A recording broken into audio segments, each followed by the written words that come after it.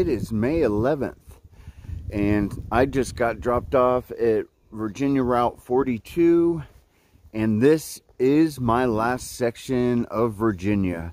After this, I'll only have the 1 mile to Springer, and I will be finished with this thing.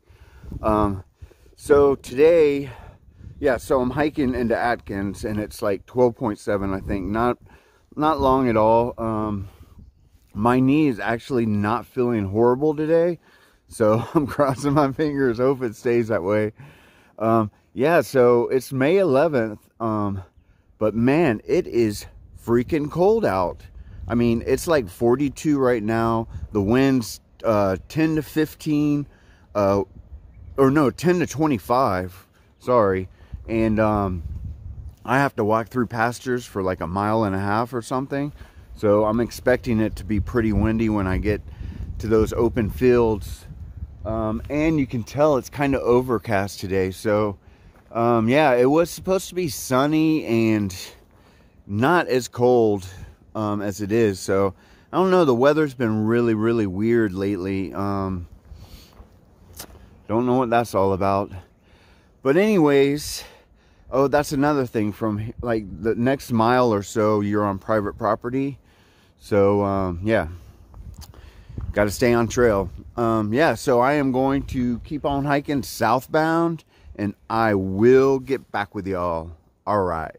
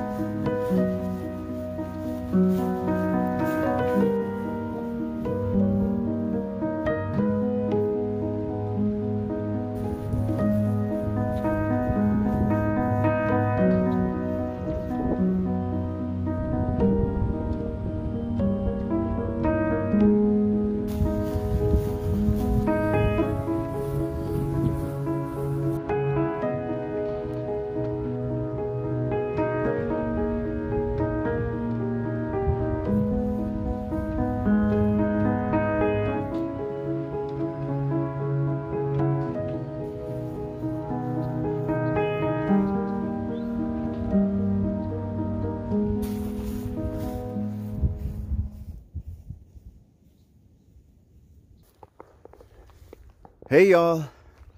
So man, beautiful, beautiful. I love hiking through those pastures.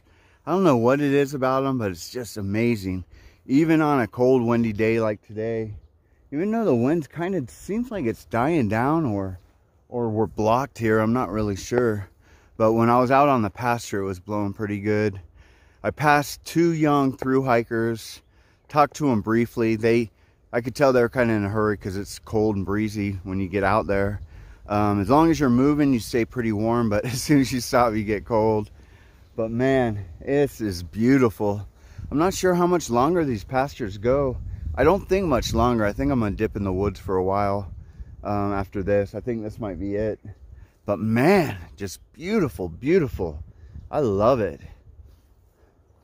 I love all those, like the old structures too. I don't know, you can't see, but there's this old like little shed back there that's just dilapidated, ready to fall down. Well, it pretty much is falling down. Yeah, man, I love all this old country land. This is definitely God's country. All right, I'm gonna keep on hiking and I will get back with y'all. All right.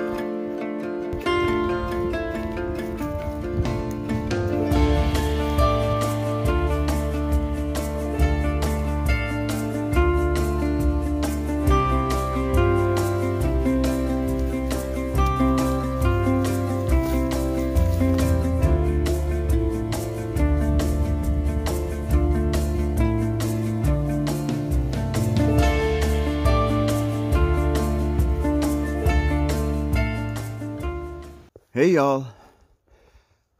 Man, I only have 7 miles left. That means 8 miles total till I finish this whole trail. Man, I'll tell you what, there were so many times that I just thought I was done. I wasn't gonna be able to finish this one, man. It's not what I wanted it to be. There's these two through hikers. They through hiked in '86, and I think they're called the Blues Brothers, are their names, like their trail names. But the guy was talking to me, and he was like, asking me, he goes, so when are you going to be done with your Sobo flip alligator roll? I love the alligator roll. It's true. Towards the end here, man, it was an alligator roll. I was just, people call it zigzagging, whatever. But believe me, trust me, there was a method to our madness. There really was, because the trail's just not a straight line. It goes in and out a lot. So where we'd be, it would be a lot easier to do that section and then skip that section, because when we'd get to the next place, that would be closer. And that's the biggest reason we did that. And there's a few days too where my wife can't really leave. Like, she has to be at home. She has to be on her computer the whole time, like when she's doing the payroll and stuff. So like days like that, we couldn't go out or nothing like that. So there was a total method to our madness, especially at the end, doing all this zigzagging and stuff. And basically what I did though was I would look at the elevation map and I would go, well, it looks like a way chiller hike going from south to north or from north to south. So whatever, a lot of times it just looked the same. Like, it didn't really look like there was much of a difference, but there was at least 3 times where I was like, okay, definitely looks better starting there and going that way. So, I mean, if you're going to do it like that, you might as well just plan it out like that. Like I said, if I ever come out here again and do a lot of this trail, I'll never through hike it again. There's just no way. But if I come out and do like the chopsticks method, where I just come out and skip around and do certain sections, I'm definitely going to do that, where I'm going to look and see which section, and I'll try to make a mental memory, a mental note of which sections look better going northbound or southbound. Like that one time I was talking about when I came down from Chestnut Knob Shelter, going southbound was way better, because you just go down it and you just get those views and you're not really working hard. You're just sauntering down the mountain, just looking at everything, instead of just, humping up and then turning around and looking. So there really are, and it's weird, like a lot of the times going southbound, the trail just looks completely different. Like, I would forget where I was until I came out on a landmark, and then I'm like, oh dang, I'm here. And then I would turn around and go, oh, okay, I remember. So it's really cool. It's been a really interesting, crazy hike.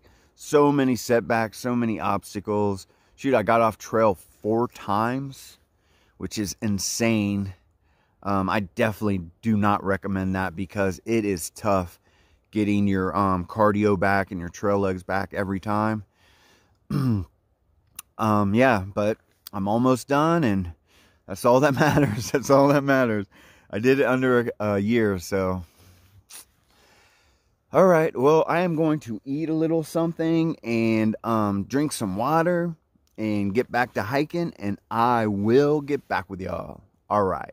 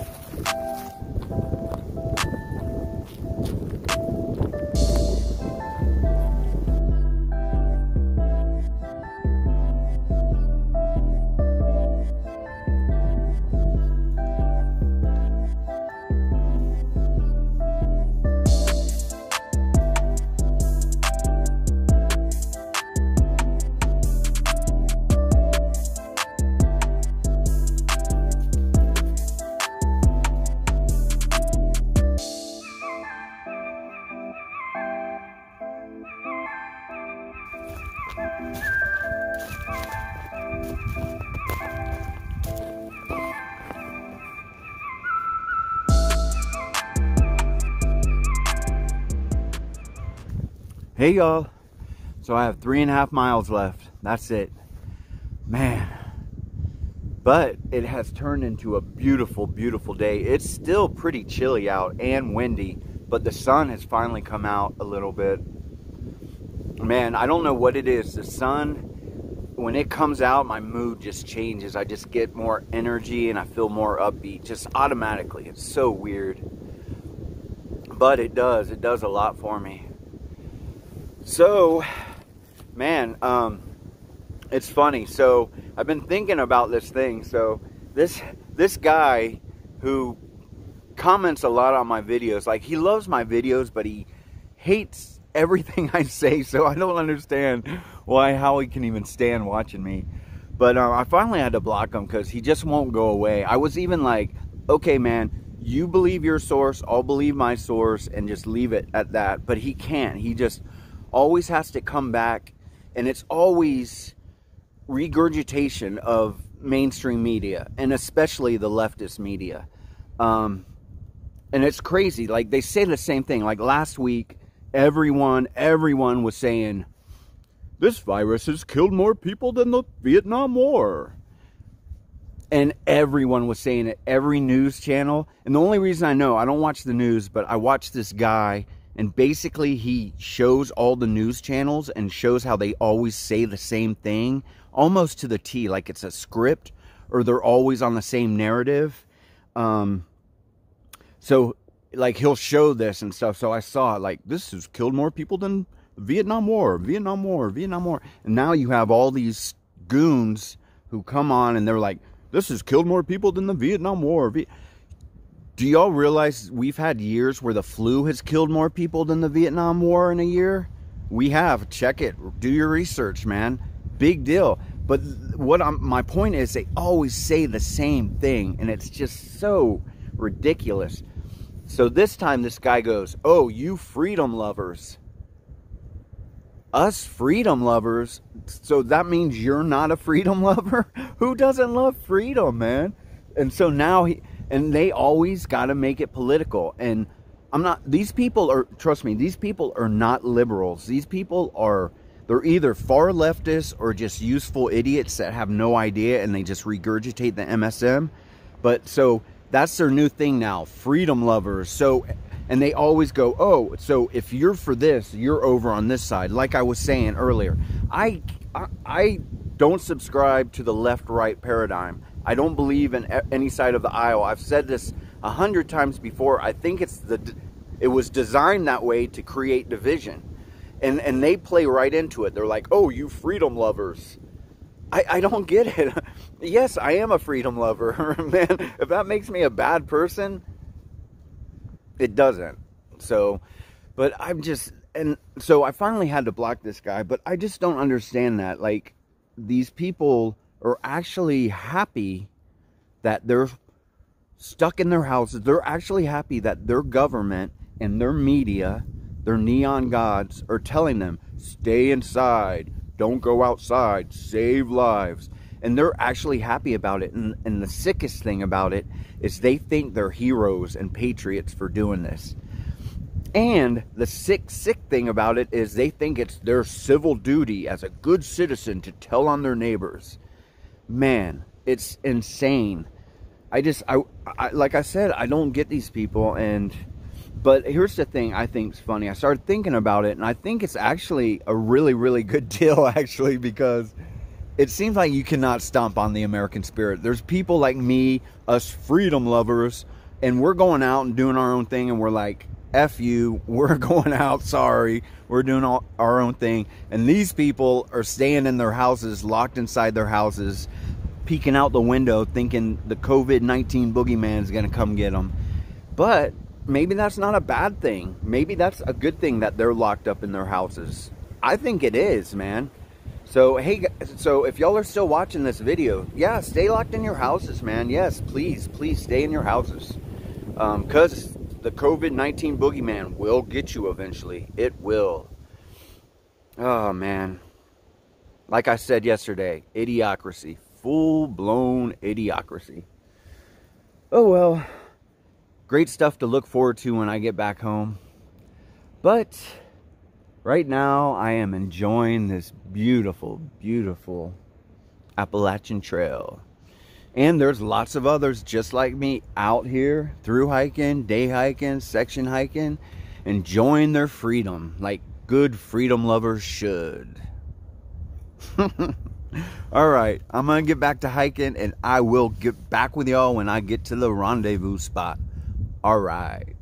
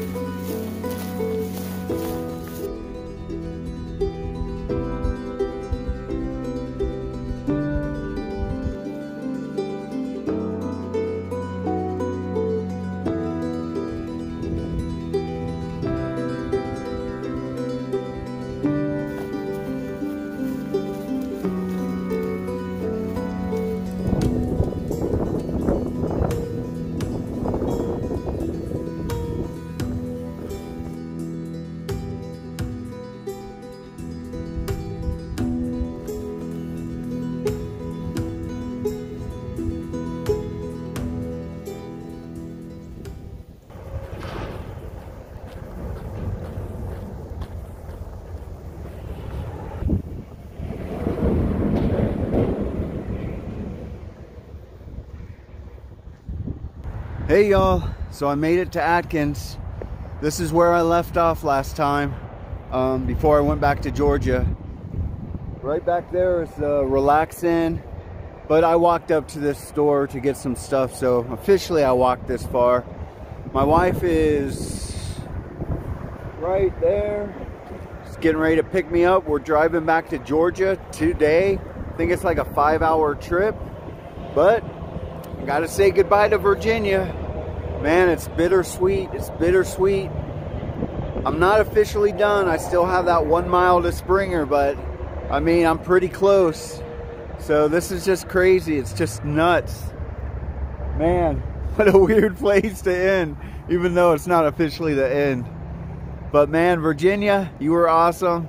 The weather was nuts, but it was nuts since the beginning. Well, since I got back on from Georgia and flipped. Yeah, I bet it only gets better from here on out now that I'm getting off trail. But yeah, man. Whew. What an adventure. But like I said, I still have that 1 more mile, that final mile, and 1 more video for y'all. So this isn't officially the end. So I am going back to Georgia, and I don't know, I'm probably going to take a day or 2 off, and then I'm going to drive to Springer and hike it. I may end up doing the whole approach trail to the arch. We'll see. Not really sure. I think it would make a better video. But until then, I will talk with y'all then. All right.